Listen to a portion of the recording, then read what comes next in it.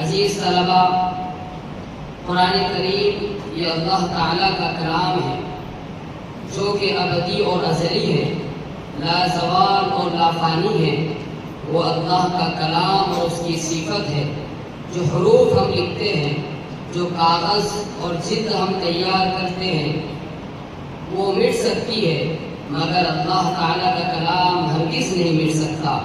یہ تو اللہ پاک کا فضل و کرم ہے کہ عربی زبان میں عربی کے الفاظ اور جملوں میں اپنے کلام کو ادا کر کے آسان بنا دیا۔ یہ اللہ تعالیٰ کا کلام ورع الورع ہے، اس کی حقیقت تک نہیں پہنچ سکتے۔ یہ اللہ تعالیٰ کا کمال اور اس کی قدرت کا کرشمہ ہے کہ اس نے اپنے کلام کو اپنے بندوں کی زبان پر جاری فرما دیا، ورنہ ظاہر ہے کہ کسی بندے کے لیے امکان ہی نہیں تھا کہ وہ خدا تعالیٰ کی ذات اور صفات کو اپنی نگاہوں میں اتارے یا اپنی زبان سے ادا کرے۔ اس لیے خود اللہ تبارک و تعالیٰ نے قرآن میں فرمایا، لو انزلنا هذا القرآن على جبل لرأيته خاشعا متصدعا من خشية الله، یعنی اگر ہم اس قرآن کو کسی پہاڑ پر نازل کرتے تو تم ضرور دیکھتے کہ خوف خدا سے پہاڑ ٹکڑے ٹکڑے ہو جاتا اور پھٹ جاتا۔ بس اسے اللہ کی قدرت ہی کہیے گا، اپنے فضل، اپنی رحمت اور کرم سے اپنے کلام پاک کو حضور صلی اللہ علیہ وسلم کے قلب اطہر پر اتارا۔ جس وقت قرآن کے پہلے الفاظ اتارے گئے تو آپ کا جسم اطہر لرز گیا، آپ پسینے سے شرابور ہو گئے۔ اس وقت آپ غار حرا میں تھے، غار سے اترنا نہایت مشکل ہو گیا تھا۔ ایسی حالت میں آپ سنبھل کر اپنے گھر تشریف لائے۔ ہم سب کی ماں ام المؤمنین حضرت خدیجہ الکبریٰ رضی اللہ عنہا تشریف فرما تھی۔ آپ پہلی وحی کے نتیجے میں تھک چکے تھے۔ آپ نے اپنی اہلیہ محترمہ سے فرمایا، مجھے کمبل اڑا دو، کچھ آرام ملا۔ تب آپ نے پہلی وحی کا تذکرہ حضرت خدیجہ الکبریٰ رضی اللہ عنہا سے فرمایا۔ عزیز طلبہ، یہی وہ قرآن ہے جو آنکھوں کو نور، دلوں کو سرور، ذہنوں کو طاقت، زبان کو گویائی اور نفس کو ہدایت دیتا ہے۔ یہی وہ قرآن ہے جو ہم سے کہتا ہے کہ مجھے یاد کرو گے تو حافظ قرآن بن جاؤ گے، مجھے سوال کر پڑھو گے تو قاری بن جاؤ گے، مجھے پڑھانے بیٹھو گے تو معلم بن جاؤ گے، میرا ترجمہ کرو گے تو عالم بن جاؤ گے، میری تشریح کرو گے تو مفسر بن جاؤ گے، میری تقریر کرو گے تو مبلغ بن جاؤ گے، میرے مطابق فیصلہ کرو گے تو قاضی بن جاؤ گے، مجھ پر عمل کرو گے تو اللہ کے ولی بن جاؤ گے۔ قرآن انسانیت کے لیے دستور حیات ہے، قرآن انسان کے لیے ضابطۂ حیات ہے، قرآن پوری انسانیت کے لیے آب حیات ہے، قرآن انسانیت کے لیے منشور حیات ہے۔ محترم عزیزو، حفظ قرآن کی سعادت انہی کو حاصل ہوتی ہے جو خدا تعالیٰ کے چنندہ بندے ہوتے ہیں۔ اتنی مبارک کتاب جو خدا تعالیٰ کا کلام ہے، اس کو اپنے سینے میں محفوظ کرنا سب کے مقدر میں کہا۔ حافظ قرآن کی بے شمار فضیلت اور قدر منزلت ہے۔ ایک حدیث میں وارد ہے کہ حضور صلی اللہ علیہ وسلم نے فرمایا، جس نے قرآن پڑھا اور اس کی تعلیمات پر عمل کیا تو اس کے والدین کو قیامت کے دن ایسا تاج پہنایا جائے گا جس کی چمک سورج کی روشنی سے بھی زیادہ ہوگی جو تمہارے گھروں میں ہوتی ہے۔ اگر وہ تمہارے درمیان ہوتا تو خیال کرو وہ اس شخص کا جس نے قرآن پر عمل کیا کیا درجہ ہوگا۔ اسی طرح قابل مبارکباد اور لائق ستائش ہے استاد محترم مولانا توفیق صاحب کاشفی، جنہوں نے اپنی پوری محنت اور لگن سے اس طالب علم پر خصوصی توجہ فرمائی اور قرآن مجید کو حفظ کرانے میں اہم کردار ادا کیا۔ اللہ تعالیٰ استاد محترم کے علم عمر میں خوب برکت عطا فرمائے، اجر عظیم خیر کثیر عطا فرمائے، دونوں جہاں کی کامیابی و کامرانی سے نوازے اور مزید کی خدمت دینے والا بنا دے۔ محمد بلال بن عبدالشکور خصوصی اول کو شعر کے ساتھ، کہ صحرا میں جنگلوں بیابان میں پڑھو، صحرا میں جنگلوں بیابان میں پڑھو، مینار گر پڑے تو میدان میں پڑھو، یہ بے خبر نجومی تمہیں کیا بتائیں گے، یہ بے خبر نجومی تمہیں کیا بتائیں گے، کل ہونے والا کیا ہے قرآن میں پڑھو۔ اعوذ باللہ من الشیطان الرجیم، بسم الله الرحمن الرحيم يا أيها الذين آمنوا اتقوا الله ولتنظر نفس ما قدمت لغد واتقوا الله إن الله خبير بما تعملون ولا تكونوا كالذين نسوا الله فأنساهم أنفسهم أولئك هم الفاسقون لا يستوي أصحاب النار وأصحاب الجنة أصحاب الجنة هم الفائزون لو أنزلنا هذا القرآن على جبل لرأيته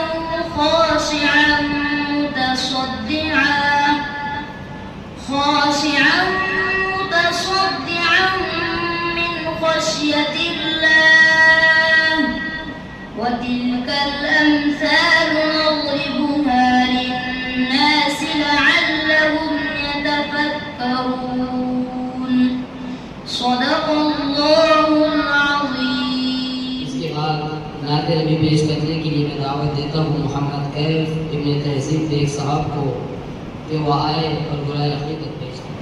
السلام علیکم ورحمۃ اللہ وبرکاتہ.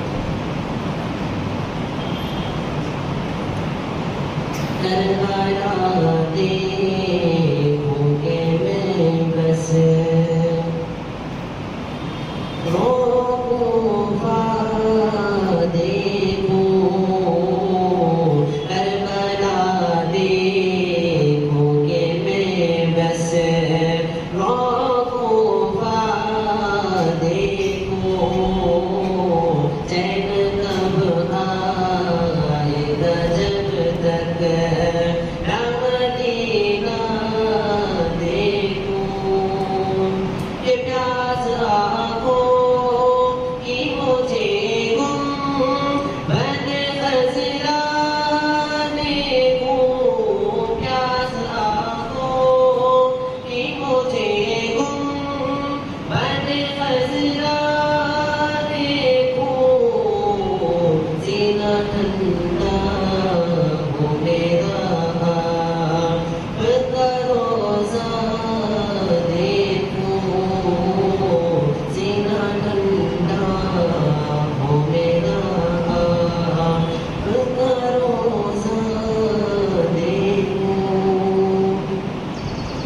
مت پوچھئے کہ کیا ہے سرکار کی گلی میں مت پوچھئے کہ کیا ہے سرکار کی گلی میں ایک حشر سا باپا ہے سرکار کی گلی میں کس چیز کی کمی ہے آقا تیری گلی میں یہ کس چیز کی کمی ہے آقا تیری گلی میں یہ دنیا تیری گلی میں عقبہ تیری گلی میں کعبہ تیری گلی میں قبلہ تیری گلی میں کعبہ تیری گلی میں قبلہ تیری گلی میں یہ ملتا نہیں ہے کیا کیا آقا تیری گلی میں جسے دیکھنی ہو جنت وہ مدینہ دیکھ آئے گے جسے دیکھنی ہو جنت وہ مدینہ دیکھ آئے گے باغ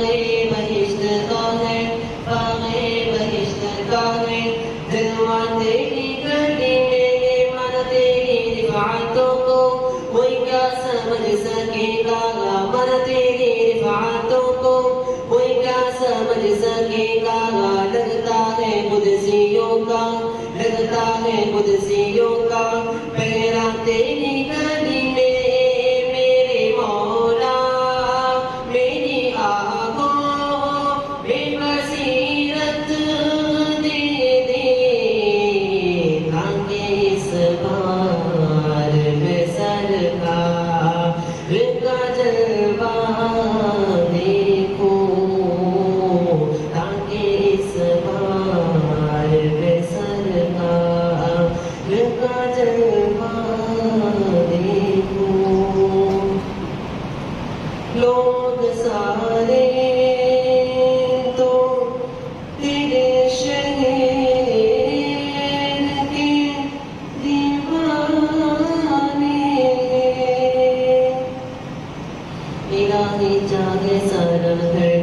بیگانی نام ہو جائے مگر آقا کے در پہ زندگی کی شام ہو جائے الہی چاہے سارا گھر بیگانی نام ہو جائے مگر آقا کے در پہ زندگی کی شام ہو جائے جنون عشق ہو دل میں میرے کچھ اس طرح پیدا نبی کے چاہنے والوں میں میرا نام ہو جائے نہ جستجو بے دولت نہ شوق دل حسینہ نہ جستجو بے دولت نہ شوق دل حسینہ بس فکر ہے یہ مجھ کو بس فکر ہے یہ مجھ کو کب دیکھوں میں مدینہ نہ مال و دولت دے رب نہ سونے کا خزینہ نہ مال و دولت دے رب نہ سونے کا خزینہ ایک بوند مجھ کو دے دے ایک بوند مجھ کو دے دے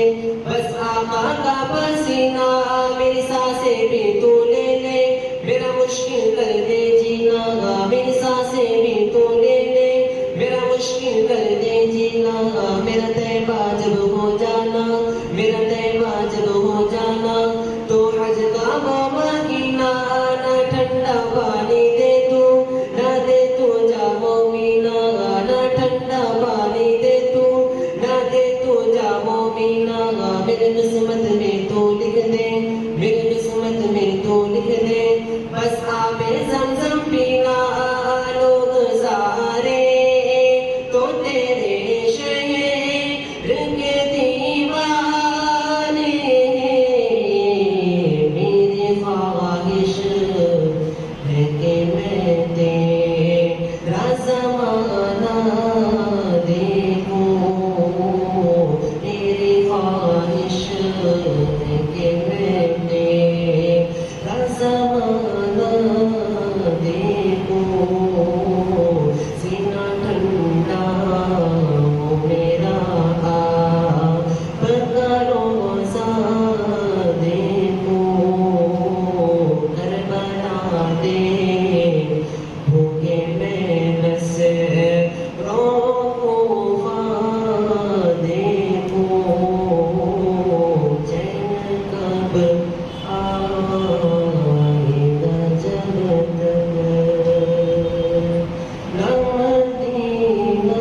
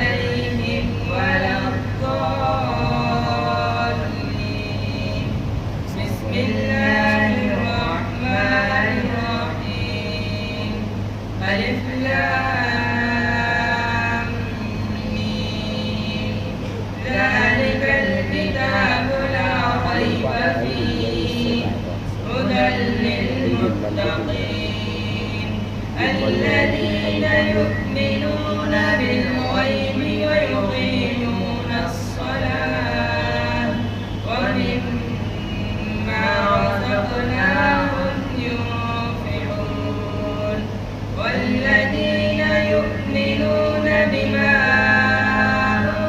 أنزل إليك وما أنزل من قبل وبالآخرة هم يوقنون أولئك على هدى من ربهم وأولئك هم المفلحون صدق الله العظيم. دنیا کی کام تو لوگ اس کی اہمیت بھی کرتے نہیں ہیں، لیکن اصل چیز یہ ہے کہ اللہ کا کلام ہمارے دلوں میں بس جائے، ہے نا. لیکن ہو یہ رہا ہے کہ آج کل دنیا سامنے نظر آ رہی ہے تو دین کا معاملہ تھوڑا پیچھے ہو جائے گا. اس وجہ سے اس کی اللہ کے کلام کی یاد کرنے کی اہمیت نہیں ہے. یہاں تک گزارا ہے کہ ہم تو دوسروں کی طرف دیکھنے لگ جائیں، جبکہ اللہ تعالیٰ نے فرمایا کہ سب سے بہترین شخص وہ ہے جو قرآن کو سیکھے اور سکھائے، ہے نا. لیکن ہم مان رہے نہیں اسے، ہم دوسروں کو بہترین سمجھیں. اس بات پہ یقین کرو کہ اللہ پاک نے آپ کو بہترین شخص بنایا ہے. یہ اللہ کا احسان ہے. کرم اس میں ایک سال ہو گیا کہ اللہ پاک نے ہمارے لڑکے کو ماشاء اللہ سال بھر کے اندر الحمد للہ پورا کلام پاک یوز کرنے کی توفیق عطا فرمائی ہے نا. جس کے لیے ماشاء اللہ یہاں کے مدرسے کا ناز، استاد کی محنت، بچے کی قربانیاں، یہ ساری چیزیں ہے نا. اس کے لیے اللہ پاک قبول فرمائے، اللہ آسان فرمائے. ٹھیک ہے انشاءاللہ. فضل خدا سے صاحب ذیشان ہو گیا، فضل خدا سے صاحب ذیشان ہو گیا، ذیشان ہو گیا، ذیشان ہو گیا. جو خوش نصیب حافظ قرآن ہو گیا، وہ والدین حشر کے دن ہوں گے تاجدار، وہ والدین حشر کے دن ہوں گے تاجدار، وہ والدین حشر کے دن ہوں گے تاجدار، ہوں گے تاجدار، ہوں گے تاجدار. جن کا دلارا حافظ قرآن ہو گیا، جن کا دلارا حافظ قرآن ہو گیا، فضل خدا سے صاحب ذیشان ہو گیا.